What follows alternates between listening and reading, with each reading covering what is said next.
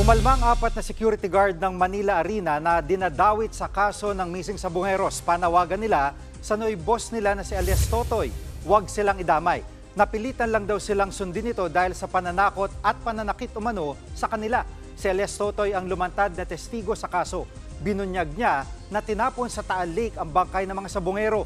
Ang 4 na security guard naman ay kabilang sa 6 na inaresto noong 2023 dahil sa kasong kidnapping at serious illegal detention. Pansamantala silang nakalaya ng payagang makapagpiyansa pero binawi ito ng Court of Appeals kaya posibleng ipa-aresto ulit sila.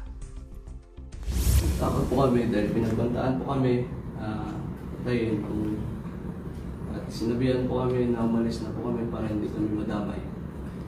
Hindi lang po si alias Totoy yung pakinggan nyo kasi isa din po kami sa mga biktima. Dapat malaman din po yung katotohanan.